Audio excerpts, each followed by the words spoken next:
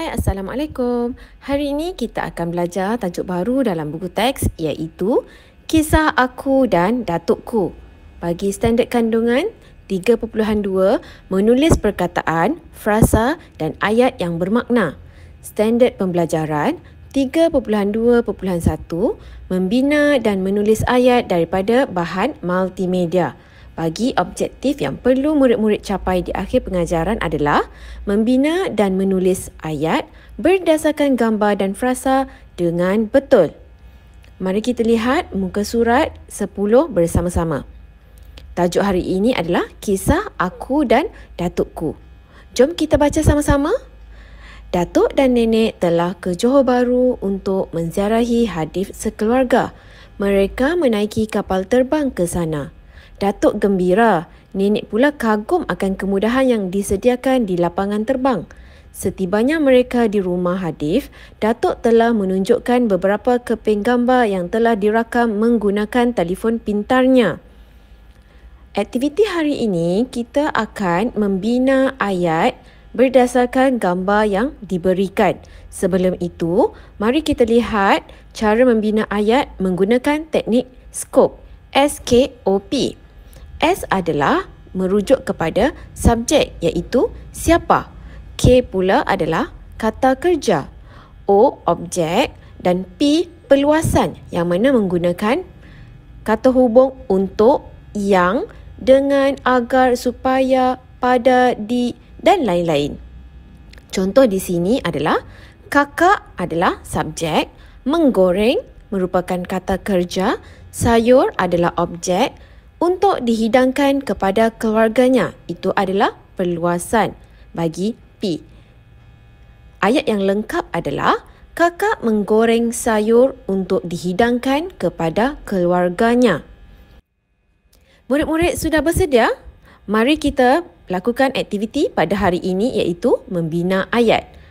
Cuba murid-murid lihat dalam gambar yang diberikan, terdapat 3 orang dalam gambar iaitu datuk dan nenek serta seorang petugas. Dan frasa yang diberikan adalah petugas kerusi roda.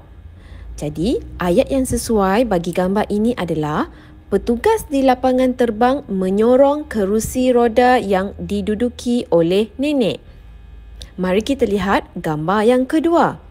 Dalam gambar yang kedua, kita boleh lihat ramai orang yang menggunakan travelator. Apakah itu travelator? Travelator ialah laluan pejalan kaki yang bergerak secara mendatar dan sememangnya di lapangan terbang terdapat travelator. Jadi, frasa yang diberikan adalah travelator memudahkan. Cuba anak-anak fikir apakah ayat yang sesuai dengan gambar serta frasa yang diberikan. Baiklah, kita lihat contoh yang Cikgu bina. Petugas di lapangan terbang menggunakan travelator untuk memudahkan pergerakan nenek yang duduk di kerusi roda. Subjek bagi ayat ini adalah petugas di lapangan terbang, kata kerja adalah menggunakan, objek pula adalah travelator dan perluasan untuk memudahkan pergerakan nenek yang duduk di kerusi roda. Jom kita lihat gambar yang ketiga. Gambar yang ketiga, murid-murid boleh lihat itu merupakan pengangkutan khas. Dalam pengangkutan khas itu, datuk dan nenek sedang menaikinya serta ada juga penumpang lain. Jadi, frasa yang diberikan adalah datuk, pengangkutan khas. Apakah ayat yang sesuai bagi gambar ini? Baiklah, ayat yang sesuai adalah datuk dan nenek menaiki pengangkutan khas yang disediakan untuk warga emas. Datuk dan nenek merupakan subjek, menaiki adalah kata kerja, pengangkutan khas merupakan objek dan perluasannya adalah yang disediakan untuk warga emas. Mari kita lihat pula gambar yang keempat. Ini pula adalah gambar yang keempat. Kelihatan seorang petugas khas dan nenek yang menaiki kerusi roda. Jadi, dalam gambar ini, frasa yang diberikan adalah menolak laluan landai khas. Apakah ayat yang sesuai dengan gambar ini?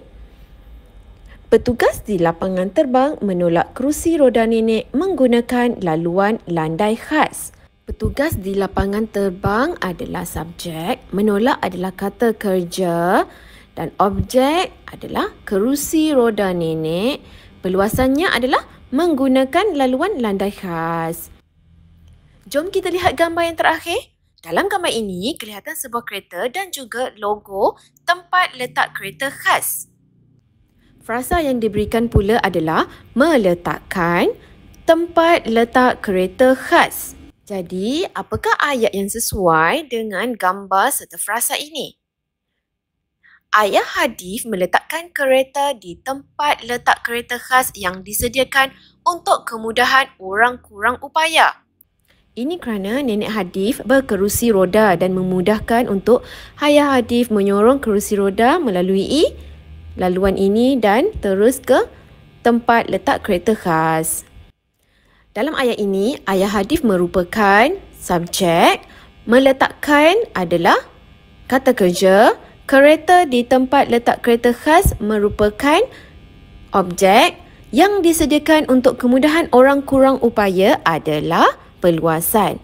Baiklah anak-anak, cikgu harap anak-anak sudah memahami cara-cara untuk membina ayat dan cikgu harap semua murid akan melengkapkan tugasan yang diberikan. Semoga perkongsian ini bermanfaat untuk murid-murid. Selamat belajar dan terima kasih. Assalamualaikum.